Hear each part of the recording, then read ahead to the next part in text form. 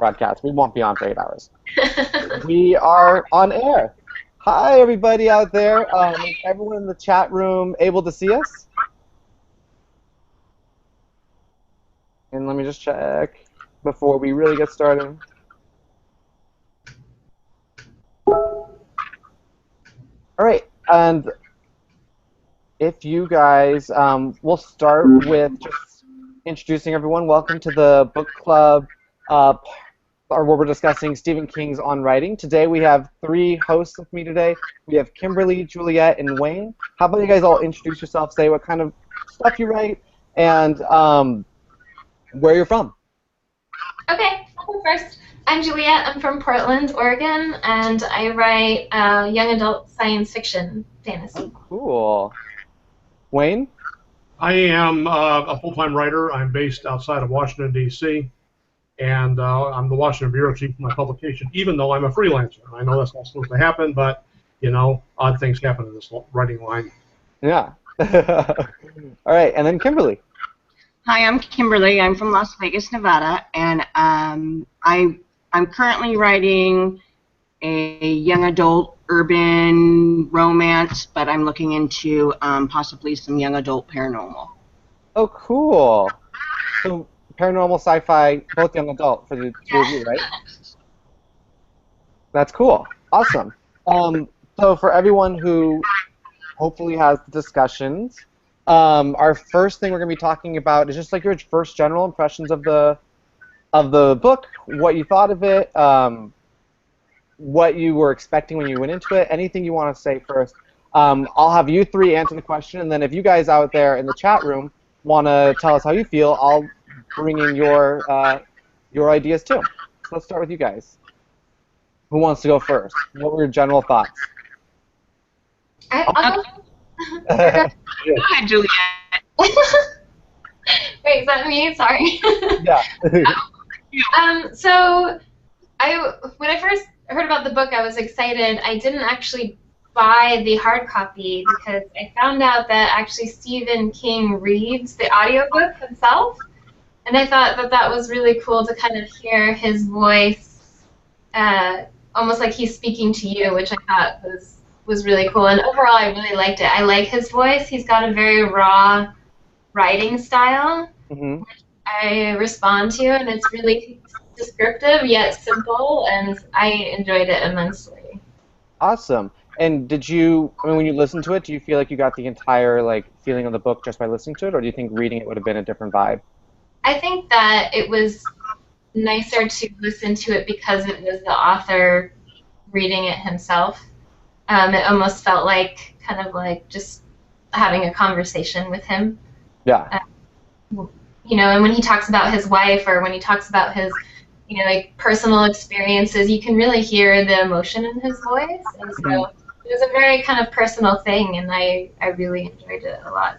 That's so funny. Just as you said that, someone in the chat room said Stephen King has some really amazing life experiences to pull from in his work. So it's pretty clear that that came through in his work. Yeah. How about you, Kimberly? What did you think? I guess to start off, I thought it was hilarious. I was surprised to actually learn something and be entertained. The whole thing just really funny. He's an awesome storyteller. But besides that, I really felt that he was. Juliet said something earlier. Raw. He was speaking like authentically to me, without all the the airs or the pretensions of being a famous writer. So I don't know. It really the lessons that he spoke of and the tips that he gave just really stuck with me. So another interesting thing, right before you spoke, someone said he was a little surprised. It was Dana Schreiner, so she was a little surprised at how personal Stephen got, and it makes some of her struggles seem like now she's going through seem worthwhile, that she saw his growth through the book. And so when you guys say that he's raw, it's pretty clear that he has a really great way with his words to make people feel for his story. What did you think, Wayne? Well, first of all, unlike everybody else, apparently, I bought the You physical. bought the. This So was old-fashioned. this weekend was supposed to have been a holiday weekend. Yeah. Unfortunately, it did not turn out that way because one of my relatives had the bad timing to choose now to die. I'm so sorry. Well, yeah, I mean, I was a little sorry to see him go too, but nevertheless, my idea was not to have to carry something that would be a device I would have to charge. And this book only takes one set of batteries, so it's pretty good. But I thought the book was just really, I love the book. I will tell you that I did not agree with everything he said. I will tell you that I thought the book was absolutely a total hoot, especially the first part of it, to the point that my wife, who was also an English teacher, kept trying to find out why I was laughing so uproariously throughout. Even though I was at a funeral, I was laughing. So, gives you an idea. I think that what I found really important about this is that instead of preaching, Stephen King said, here's what you really need to do to be able to write capably, and here's why. He didn't preach. He didn't say, you must do this. You must learn how to handle a subjunctive. He didn't say that. He just said, you got to learn how to make a sentence. And, it was a good, clear way to describe what basic tools, especially in writing, are all about. Yeah. Wayne? Go ahead. I'm sorry, Brad. Wayne, is there something that Stephen said specifically that you really disagree with? Not that I really disagree with. I've been writing professionally for 40-some years. So, and I earn a very nice living at it. So some things I don't do the same way he does. It works for both of us.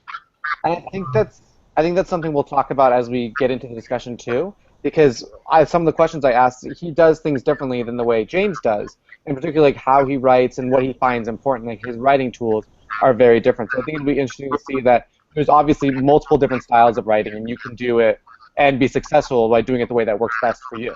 Yes. That's what I think is something that's really important to take away from this is not that you should write like James or that you should write like Stephen, but rather that you should write in a way that works for you for getting it done. Yeah. It was Cindy in the Facebook in the chat room just said, I love how he just talked. He wasn't trying to be authoritative, just honest and real, which is pretty much what you're going to say. And like he said, what works for him. He doesn't say like this is the ultimate way to write, but this is what is how it works for him. And he was also like very honest and raw about his own personal life, which is pretty great. Yeah. Kathleen just says she likes that it didn't read like a textbook. So it definitely was a lot more enjoyable than reading from a textbook from like your English class when you were in second grade. Stephen could write his textbook even if he tried. That might be hard for him. Suzanne said he sounded like a really good teacher, which is what he used to be. Did you guys know he was a teacher? But I mean, before reading the book. I did know. Yeah. Everyone knew that. Looks like. Awesome. I didn't know that. Oh, you didn't know that? I did not. But I've never read a Stephen King book either, so this was my first. Do you think you'll start reading them now? I have a very particular taste in book, and so I read like all kinds of genres, but to help me write better, not necessarily because I like he writes horrors, and that's not really what I'm interested in, but to see how he does it. Like he said, I think it's important that we read, and we read a lot, and we read a great deal of different things, and that will help our writing. So I'm sure I will be reading one of his books at some point in the near future. Yeah. New Merit in the chat room says that they really love Stephen King as a writer, and it's interesting to read his personal story as it came across like very similar to how he writes his novels. So I feel like if you enjoyed this book on writing, you'd probably enjoy the rest of his stuff, the rest of his work. He has a very distinct writing style. Yeah. I think it points up something very interesting too about how to write, and that is this book appears to embody King's voice, how he apparently talks, how he apparently converses, how he writes this book, and how he writes his fiction books. embodies his voice. And I get the feeling from looking at James Patterson that in some ways it also embodies his voice. Mm-hmm. And I think that's something that a lot of writers forget, is that ultimately, when you're telling a story, you're telling it with your voice. And it's your voice that's got to come through. Definitely. I think that that's something that both James and Stephen like emphasize in what they in the class, and then also in Stephen's book. They emphasize that you have to do it in a way that works for you, and it's very clear to what you want to do. I can't write a book trying to sound like Brad Dixon. No. It won't work. No, could you write a book trying to sound like Wayne Rash? Absolutely not. No, we all have our very distinct voices, and we write where we come from. Cool. So let's move on to the next topic. Remember what King said, Strunk said about cool. About cool? Doesn't like it? I think he said you should be made to go stand in a corner. It is like my go-to. Cool is my go-to phase. It's more of like my okay or yeah, like or like my like, which I also use a lot. It's my placeholder for everything that I do. Awesome. So awesome instead. Audience, let's talk about the next movement. So in it, Stephen says his ideal reader is his wife and Tabitha, who he writes for. I want to ask you, and he also suggests like that you know who your audience is. Who do you guys write when you write your novels? Who do you say is your audience? Or do you have like a particular person in mind, like Stephen does his wife, who's Tabitha? Suzanne says she does. I think she's saying she has a voice. I mean, I have an ideal reader as my younger sister. Oh, really? Yeah, she and I have written stuff together before, plays and such, and we have. She responds to my humor, and she really gets it, and so I trust when she says, this doesn't flow, or this doesn't make sense, or this part's really funny. So she's kind of that person that I think of that I write for. Is she like in the demographic? You say you're like young adult. Is she like in that demographic? You know, she's 5 years younger than I am, but yes and no, I guess. Yes and no. Yes and no. She likes more than just young adult, but she does enjoy that genre. So. Yeah. What about you guys, Kimberly, Wayne? Anyone you write for in particular? You know, I'm sorry. Honestly, go ahead. I'll let you go. I'm sorry. I honestly need to find an ideal reader. I tried to think about it. There's no way my husband would be interested in reading anything I write. Surprisingly, I'm married to somebody that doesn't even read, so that wouldn't be a good choice.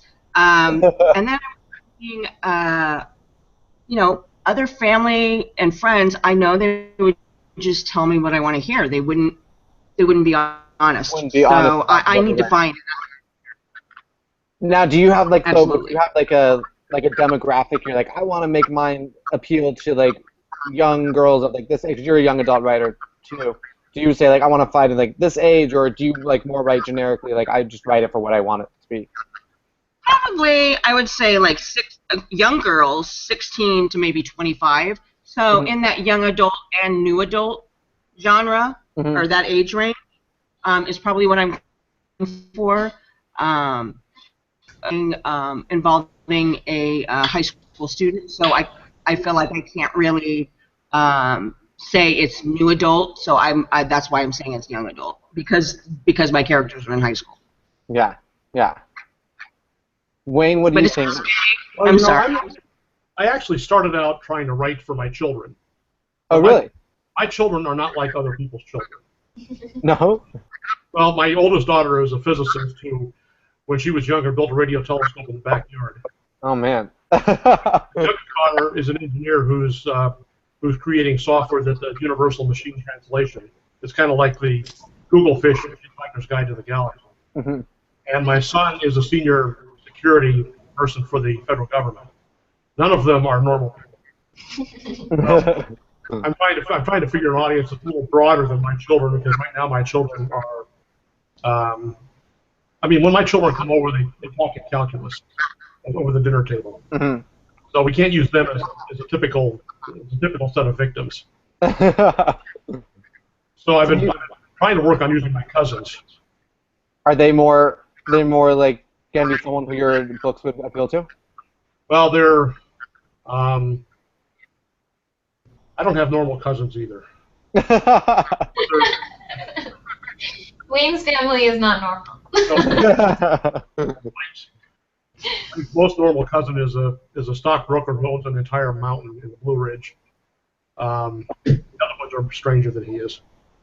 So they're all very like eccentric and eclectic people, I imagine. Yeah, who think it's a little odd that they have. They're also all artists.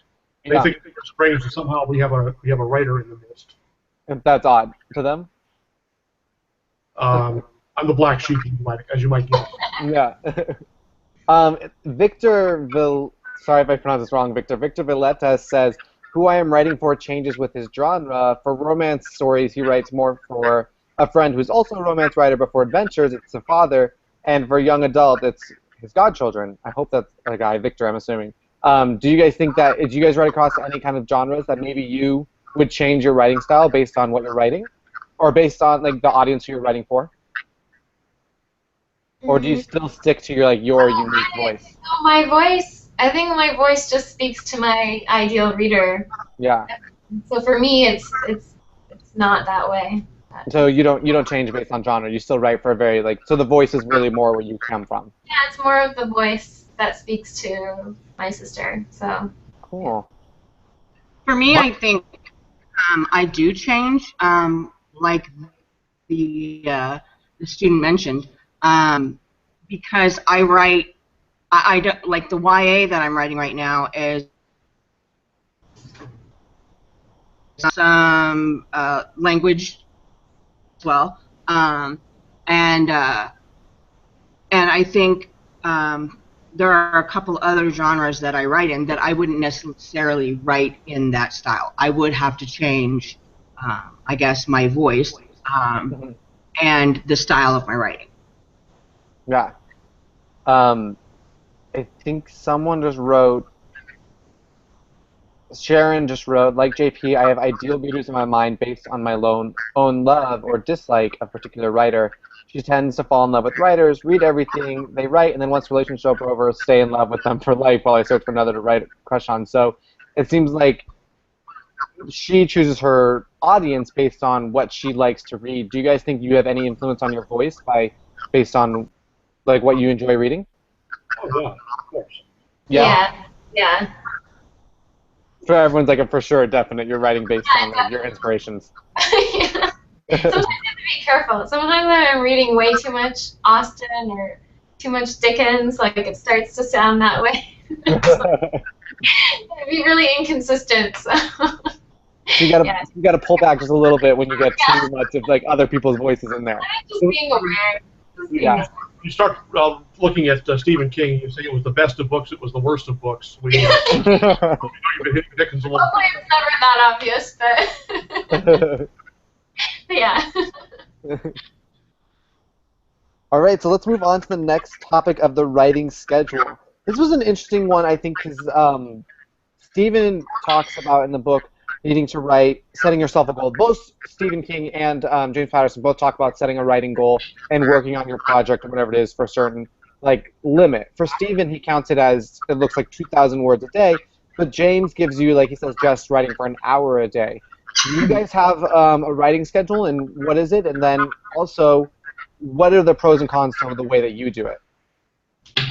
I think I understand the pros and cons of each. One makes you more accountable, I guess, if you really sit there for an hour. However, if you're super busy and you're like, wow, I've only got an hour, that kind of also makes you it lights a little bit of a fire under you.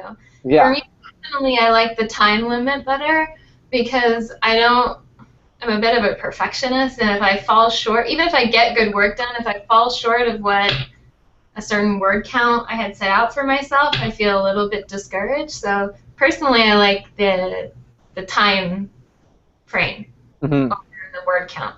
But that's just the way that you work. It was someone just said in the comments. Let me see it right here. They said that they did both time. Auntie Beck says they both time and word goal.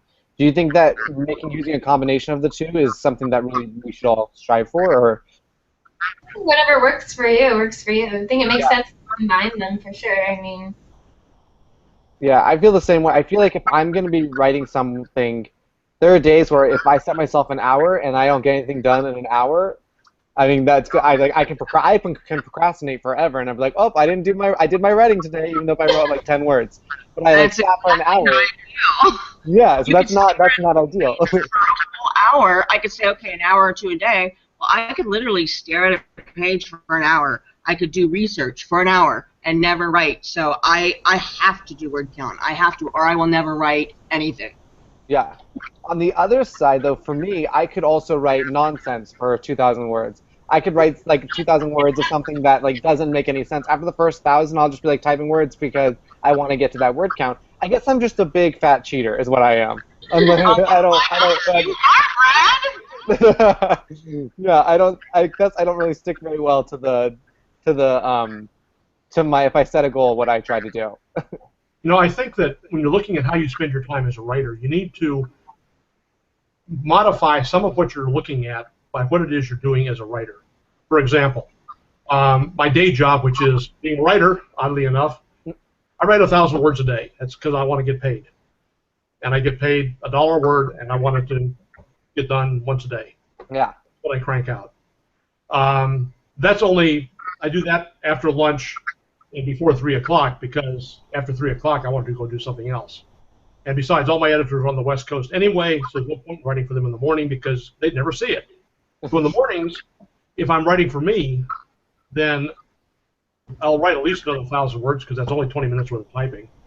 But more likely what I'll do is, if I'm, like when I wrote my last book, I would spend time flying to California, for example, one of those other odd places out there where the sun is still shining after dark, and interview people.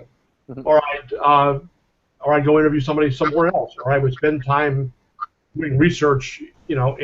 Back in those days, it would frequently be libraries. Now, of course, we all know it's the internet. Or I'd be flying somewhere to, look at the physical surroundings that I'm writing about, so that I could actually look at it. Something James mentioned is that you can't write about a place if you haven't seen it and haven't been there. And all that kind of counts as writing, and you have to fit it in somewhere. So just because you didn't write 1,000 words on that topic today doesn't mean you're not writing. Yeah. It means you're not writing, you're not typing in words. When I wrote my last book, I finally actually wrote the text for the last book by doing what I use as a way to write a book, which is I take the advance the publisher gave me, and I book a week in a fancy Virginia resort in the mountains, the Homestead, if you must know. Tell the PR lady I'm coming, and when she finds a good room with a desk and an endless supply of coffee, which she will, and then I go write. And I just sit there and write all day long, every day, except for periods of time when the bellman comes up with coffee or when the PR lady comes by and collects me and takes me for afternoon tea. And that's how I write a book. I know it'll drive other people crazy. Normal people don't write like this, but that's how I write. I type very fast, and when I can start typing, I'm one of those people my fingers are connected to the keyboard, and I'm looking out the window at whatever's out the window. I'm not looking at the screen, and I'm not looking at the keyboard. My brain is connected directly to the computer, and I just type, and that I can do 8 hours of that. Really? When you're in like the nice like surroundings? Well, the nice surroundings help because we all know that if your blood caffeine level goes below 4 digits, your heart stops. If your heart stops, well, then it's hard to get any kind of typing speed out of it. Fair enough. Therefore, if you're in a nice resort, they bring you coffee. And they'll bring coffee, keep you up. Yeah, you keep going because your blood caffeine level, if you're lucky, it's in the 5 digits. Yeah. Blood caffeine level of like 25,000. Speed demon. Dana Schreiner says in the group that I like to see the word count increase, but I write until I've completed the scene I'm working on this moment. So it sounds like Dana does a different method, not really time or words, but they allow like the flow to go through them, which I think is pretty smart. A smart way to do it. Like if you're inspired, why stop? If you can keep going for it, take that moment of inspiration and run with it, right? Yeah. Yeah. Let me read a couple more comments. Brad, do you see that question for you? Which one? Brad, do Any you idea? write? Brad, do I write? I mean, we talked about this just a second ago. I haven't written anything recently, but I have like a fake. I think I've talked about this before with other people, but I have like a fake Wikipedia page with like a fake bunch of like novels that I like have like a general outline for. And like by general, it's like 34 books with like a general like the title for each book, but they're all stupid. So like really silly. But I might write that one day, but I don't have like a regular writing schedule. Maybe that's something I should start doing. But it's not hard to write it through screenwriting if that's what you want to do. They're only about 80 pages long. They're so short, and those pages go by quickly because you have a lot of space in there. Yeah, I mean, I was one of the writers on Star Trek Enterprise. Oh, that's awesome! Look at some of the faces that lit up. I'm such a fan. I have to modify that a bit. A friend of mine works for Paramount. He's my editor for the aviation stuff I write, and he was one of the actual writers, and he kept dragooning me into writing parts of it. And That's awesome. You know, I'm such a Trekkie. oh well. So that kind of takes us a little bit. Takes us to our. We should talk about time at the Air and Space Museum when we had drinks with Roddenberry and. Oh, awesome! I'm going to the big Star Trek convention next summer, the 50th year anniversary. I know that's off topic, but I just. But that actually kind of takes us to our next topic, because you have someone who enjoys your writing. So let's talk about receiving critique. So Stephen, he describes like getting critiques too early or too frequently. I have a question for you guys. When do you feel like finding critique? When's the right time to get your work critiqued? Or is there no right time? Is it like just get it whenever? I agree. I agreed with Stephen on this one. That there's a point where it can be too early. There's a point that, for me, there's a point that it can be too early because, so what I do for work is I do design, and it's the same kind of thing. If you show people too early, they fixate on the things that you know you're going to go back and tweak and fix and work on later. And so it's hard to kind of focus the feedback that you need at that point until it's more polished. So for me, I feel like it's easier to focus that feedback that I need later on in the process. Mm-hmm. There's a couple people I trust to say, like, hey, what do you think of this? But that's a very small number. And I think that it's good to be careful about that. About what you're sharing too early. Yeah.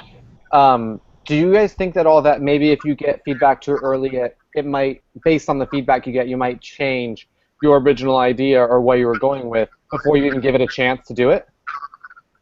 Absolutely. I mean, so. It depends on who is giving me that feedback. If it was my ideal writer, I might really think about it. Yeah. Let me just say what my thoughts are about it. Yeah, go ahead. And that is that the only critique that really actually matters is the critique that comes from your editor. Yeah.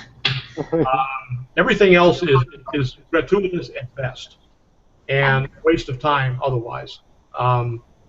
You will find out that there are an awful lot of people out there who have no idea what it means to offer a critique.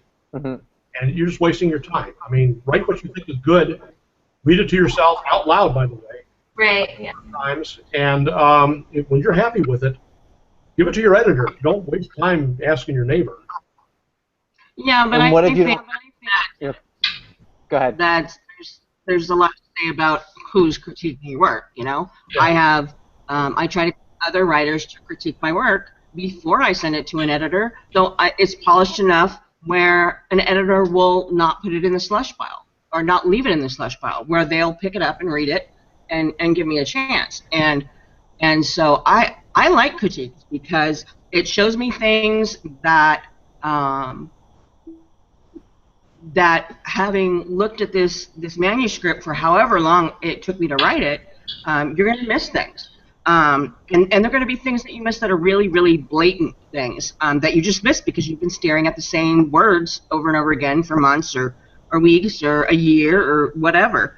But I do agree with Stephen and Juliet that I have a tendency to try to get critiques too early, and then it makes me second guess my idea, it makes me second guess my plot, my characters, everything, which I definitely need to hold back before I get a critique and get, solid footing before I ask somebody to critique my work. I will say this, and then Becky just said in the group, a critique is also not an edit. That it's feedback, but it's not like you don't have to take every, I think what she's saying is like, you don't have to take every critique as like a change, or as like things that must be changed, because it's still your project. It is. Yeah. One thing I wanted to add to what was just talked about, and that is that just because I say your editor is the person who counts, it does not necessarily mean it's the book publisher's editor we're talking about. There are a lot of reasons to find yourself a good, highly qualified freelance book editor, and pay them to look at your book, especially for things like continuity. One of the biggest mistakes that a friend of mine who is a book editor finds are things, and in fact, she's been a very, very long time editing for Jerry Pournelle, who's also a friend of mine, and who is the one who introduced me to her. And she finds things like characters who change names halfway through the book, or things that, and they do. And when you get a long book, it's hard to lose track. It's easy to lose track of that stuff. Yeah. Or events that didn't happen but that you refer to, things like that. That continuity checking is really important. Yeah. You can't do it yourself. I think that Stephen's suggestion in the book of like after you've finished a couple drafts, like leave it in a drawer for 6 weeks and don't look at it. I thought that was an awesome suggestion because you come back to it with a fresh pair of eyes. You don't need someone else to look at it and pick apart the things that you don't really need looked at. You get to look at it again with fresh eyes and kind of maybe catch a lot of that stuff. That's a really good point. That really is. Yeah, I'm definitely going to use that in my process of writing. Is set it aside for 6 weeks. I really like that. Yeah. That's a mental break too, which is nice. Sure. Kathleen in the group chat says, choose your readers carefully and ask them to answer specific questions about your story. So it sounds like, and she also said there's a good article on this topic in this month's Writer's Digest for anyone who wants to read it. We'll find that article.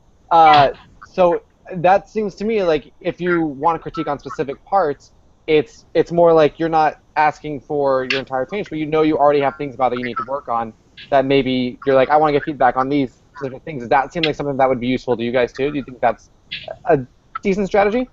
I think it depends probably on the type of writing you do and where you are in your writing career. Wayne probably doesn't need that, but like I probably would like it because I'm a beginning writer. So, I think it just probably depends on.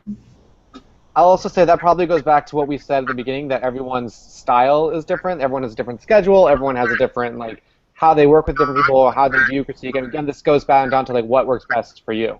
Right. Yeah. All right, so let's get down to the last topic, which is writing tools. In the book, Stephen lists all of his essential writing tools and what is, like, you should be focused on as a writer. So I wanted to see what you guys thought about all those tools, and then also compare it to something we talked about in the class from James's class, which is that he's really emphasizes outlining, which doesn't seem to be as big of a thing for Stephen. So what did you guys think of Stephen's writing tools? That's like he was listing out like description and it's like description, plot, vocabulary, dialogue. I mean, like all these. He said he's got like a toolbox, right? And he's got a toolbox of all these different things. I think he's a master of description. I really love the way he describes things. Yeah. It is one of those learned skills, as he says. It takes a lot of practice. What do you leave in? What do you omit? But I think both James and Stephen have great tips. I think it's just figuring out which ones are more important to you. I'm not an overly stylistic writer. I focus more on story, and I think that's more in kind of keeping with the way James writes. He focuses more on the story is what's really important to him. And Stephen mentions that. He's like, story kind of rules all, and so I'm a little bit more forgiving. I'm not great at some of the tools, but they're, I think they both had a really great list of techniques and tools. Yeah, definitely. Steven's his box was too big for me. Too big for you? I'm sorry? What'd you say? It was too big for you? It was too vague. Oh, too vague. Oh, vague. Okay. I am a huge plotter and planner. So I really like what I've learned from James and the whole aspect of the outlining and all of that. Though I did learn a lot from Stephen, I can't. I would never get a story done in a cohesive manner if I just, if you were a pantser. just had a box and that's it, you know? Yeah, you like to have outline. James seems to have the process down, like, to an art. It's like he's a machine. Yeah. Let me add what I've found, and that is that I think both guys have points, and both of them have important points. When I wrote my most recent book, I did an outline not that different from what James does, although probably not in as much detail, because James seems to have almost virtually infinite detail when I look at his outline that we have the copy of. Mm-hmm. But I also think we're talking about different types of tools when we're talking about writing tools. When Stephen talks about tools, he's talking about the basic building blocks of writing, grammar, things like that. And I know we were talking before we started about how everybody hates grammar. I'm listening to all three of you talk. Everybody I'm listening to has a very, very good, solid grasp of grammar. Yeah. Clearly you understand grammar. You may not understand grammar class. That's a different thing. And that part of the toolbox, I would say you guys already have in abundance. The same is also true about knowing how to construct a good sentence, because you're all, as you talk, constructing good sentences. These are all important tools, and in reality, you need both. You have to have some idea of what you're going to say before you write it, or you're going to do like what one friend of mine did when he started writing his first book, and that is find himself lost in kind of a wilderness of words with no idea how to get himself back out. I have another guy who, until he died, was a fairly well-known science fiction novelist, and what he did was he would start with an outline, and then he'd let his characters take over, and his characters would do whatever they were going to do, and then he would read it later to find out what they did. Hey, it worked for him. Yeah. When I was talking to Tom Clancy one time about how he did it. For those of you on the West Coast, Tom used to live not far from here. Anyway, all of you have different ways of doing this. And what matters is, A, that you have some idea of where you're going and how you plan to get there, and that you have the tools necessary to get from point A to point B. And I think that's what, if you take them together, that's what Stephen and James are saying. So you're saying they're both like super similar. They just maybe go about it a little differently, but they're talking about different levels. Yeah, different levels of it. Yeah, interesting. So someone in the group, I don't know how to pronounce their name. It's Agaity. They wanted to know thoughts on Stephen's take on themes. What do you guys think about that? So I think his take on themes is that there's some things that come in the second draft. They shouldn't be things that you purposely go out and put into your story, but rather focus on the story and then like input foreign symbolism. I'll have to find I've read an article recently, and I'll have to find it and post it for everyone. But there was someone who did research on this and actually interviewed a lot of really well-known authors and asked them if they purposely put in theme into their writing, or if it just was something that emerged naturally from it. And half the people did, and half the people didn't. So, I thought Stephen's example of Animal Farm was a good example. Clearly, that was intentionally done. But I think that themes are going to emerge out of stories about human life, regardless if you intentionally put them there or not. Just naturally, they're going to show up. Yes. Yeah, I agree. I think the rule idea is the book's got to have a basic fabric of its existence. and that fabric will become the theme. Mm-hmm. You may not find it that way. Mm-hmm. That's what happens. This is why they get to ask those questions in English class. What was the theme of that book? The writer may have no idea what his theme was. Mm-hmm. But he'll find out if he goes to listen to the English class.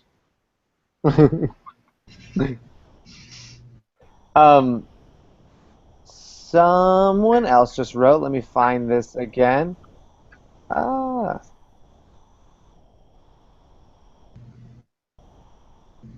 I forgot what I was going to say. It was something else about theme, but I can't remember what it was. It was about outlining. Someone saying that the outline is, you can start with an outline, but you don't always have to follow it directly when you get into it. And that when you start writing, you're really going to more explore the different options that are there. And you let the characters. It was Auntie Beck. Sometimes I need to know how a story is going to end, and sometimes I need to let the characters run with the situation. Which is, I think, partially we've talked about between letting the characters be and allowing those themes and those stories to come up as we go through and write it. Go ahead. One thing I really like to do, which kind of helps, I think, is I write down my detailed scenes on index cards, Mm-hmm. and that way I can rearrange them. So I'm not limited to an outline, and a lot of times they get mixed around before the writing happens. So like the sequence of scenes or where, and it kind of gives you a good overview of the book in general, of where are the certain details and points and how it's going to flow. So that's kind of like, it's kind of like an outline, but it's like a movable outline. Yeah. By the way, Wayne, I wanted to let you know, Dina J says she likes hearing you talk. So much experience to share.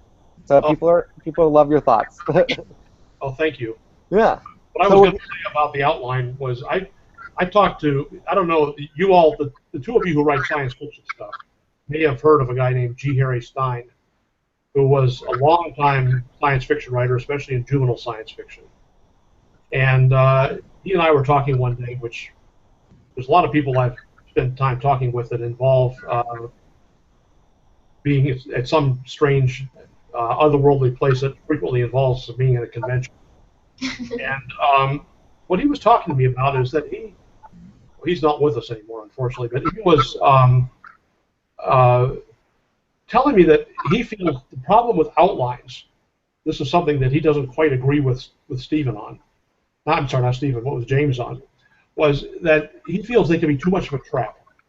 That they can put you into kind of a rigid construct if you're not careful, where you can't really let the characters do what they would naturally do if they were real characters. Right. And his feeling is that, yeah, you should have an outline, but you should also be willing, and who was it who said that? I forget which one of you two said that. He said you should be willing to let that outline modify. Mm-hmm. You should let it be flexible. And if you haven't read anything here, probably ought to look him up. He's a very entertaining reader. He did write some very, very nice juvenile science fiction. Yeah, great. Who was the author again? I'm going to write his name down in the chat so I know. G as in the letter G with a period after it. Uh-huh. Harry, Harry, Stein, Stine.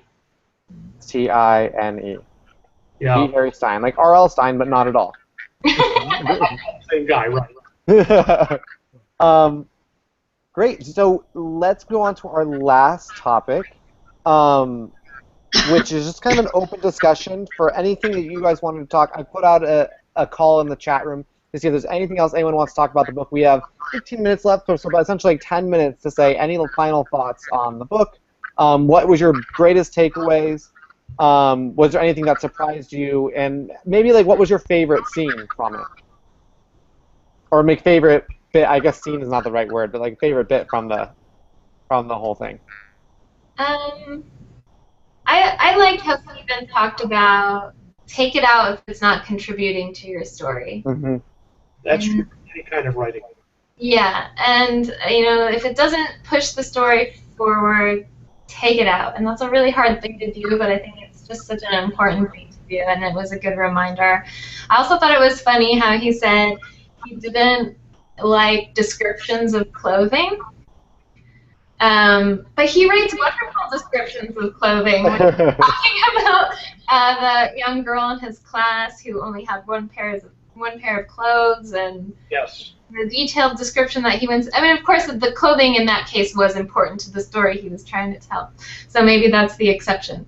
But his descriptions were just wonderful. But I think that's really important to remember is that, description for description's sake isn't necessarily a benefit. It's not helping. I just caught him in it though, because he's like, I don't like to describe clothes, and I'm like, but you describe clothes so well. Well, I think maybe he just describes everything so well that it doesn't matter what he's talking about. It's just like a great description. But if you look at what he described, he didn't describe the clothes in any kind of detail. No, that's true. He described the clothes in more along the lines of how they were worn. Right. Things like that. It was intentional for his story, right? I mean, so I think that was the distinction. But I just thought it was a funny thing to catch in there. Like, he doesn't like to talk about clothes, but. Yeah. Had he said that it was obviously a set of Gucci pants and a set of Ferragamo loafers that someone clearly bought at a yard sale. Yeah. I think if you're writing chick lit, you have to write about clothes. That's part of the reason why readers are reading it. They want to know what everyone's watching. Wearing. Well, it's like when somebody else in our group discussion said, you don't write about the weather because you don't want to get into the dark and stormy night scenario. But one of my first lines was a description of being at a base outside of Moscow where the temperature was 50 below zero, and I described what that was like, and that's an integral part of that particular set of first lines. So that's not describing the weather; that's really describing the environment. Yeah. Not to take these things too broadly. Right. That makes sense. So I wanted to mention something that Stephen had brought up, and it's going to be controversial, I'm sure. Everybody has an opinion either way, but his opinion on adverbs. Not using them? Yes, I totally agree. Yeah. I think when you are, especially ly adverbs, I've been told from every class that I've ever taken that it's lazy writing, and then just adverbs in general. It's you're telling and you're not showing. And I know that there are people in the MasterClass that totally disagree, but I think if you take a look at novels that are more active, and then the ones that are filled with adverbs, which I think erotica is filled with a lot of adverbs. I'm not sure though. But anyways, you'll see that it's totally different. It's so different. The description and how it flows, and it really is more telling than it is showing. Yeah, it's true. It's like every other rule. There's times that you should keep it, and there's times you should not. Yeah. At the risk of being yelled off the stage here, I would say that there are times when an adverb will let you make your point more quickly. Yeah. I would also challenge someone to tell me how they're going to write the end of James Joyce Ulysses without an adverb. On the other hand, an adverbs are a really easy crutch to get lost with. So you got to be careful. It was Daisy Duke says, use them sparingly. Yeah. Yeah. ly adverb. But I like that you actually are getting a lot of agreements in the group. People are saying they agree. They're not a fan of the passive voice. A lot of them are saying that they're not a big fan of adverbs either, and it seems like it's should be a minimal usage. All right. Absolutely. So anything else you guys want to get out before we end on the book club? We have yeah, go ahead. I have one thing that Stevie addressed directly, and that James addresses somewhat differently indirectly. And I think, having talked to an awful lot of writers who get lost and an awful lot of people who want to be writers who never make it is something that's important to talk about. And one of the things is Stephen talked about his problems with drinking and his problems with drug use, and how that almost killed his writing. Mm-hmm. And then on the other hand, we look at the videos that we have with James, and every one of them almost, somewhere in the picture there's a bottle of something. Like in the back, he's always drinking. Yeah.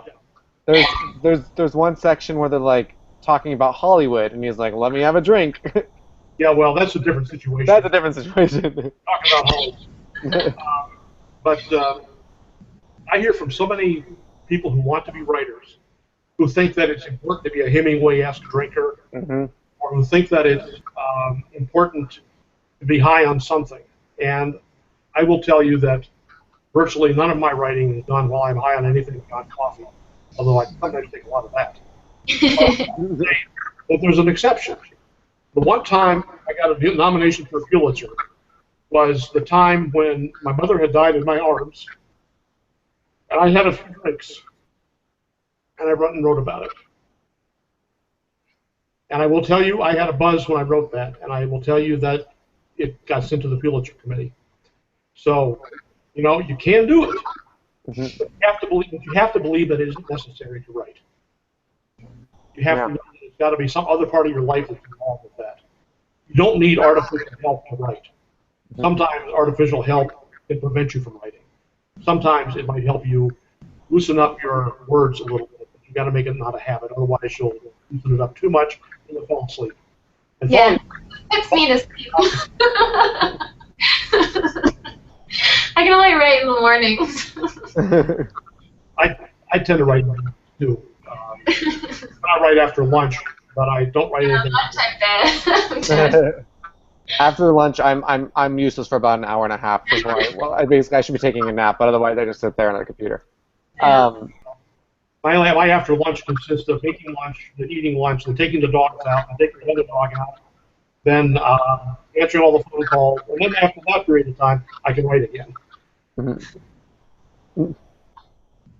So it looks like we have a couple people. It's one person, Becky M, says on that topic of drinking or using artificial inspiration. She said Ernest Hemingway said write drunk and edit sober. So I think even his method might come ideas, but they got to be edited out. They're not always the greatest ideas. You know, you also saw what Stephen said about Hemingway. In the book? Yes. Which was? He is a genius. He's a genius. Yeah. He talked about how Hemingway, all of the things most people say don't do. Short sentence, simple words, and yet it's incredibly powerful writing. Mm-hmm. And yeah, he could write after a few daiquiris. Yeah. And those are pretty powerful daiquiris they serve in Cuba. I know I've had a couple of them. You know, he could do it. For certain people, I'm sure it's worked for them. Yeah. Yeah. But those are the whole thing because you'll just sound like you'll end up with a nonsense paper, a nonsense book. So that actually is perfect timing. We are coming to an end for our book club. I want to say thank you to you guys for joining and helping to host this thing. I thought this worked really well. It was great to get to your guys' opinions. I'm sure we will have more book clubs in the future. I will, in the Facebook group, I'm going to post something about where people can suggest ideas, and then we'll vote on the next book. And if anyone out there in the chat room is interested in hosting, I'll have you help you sign up, and you can help host the next one. But thank you to you three for helping host this one. I think it was really fun. It was really fun. It was great to meet you. Yeah. So thank you everyone, and have a great rest of your Sunday. And the chat room's still going, so if anyone wants to continue in the chat room, you can still have the discussions there. Okay, thank you. Bye. Bye, guys.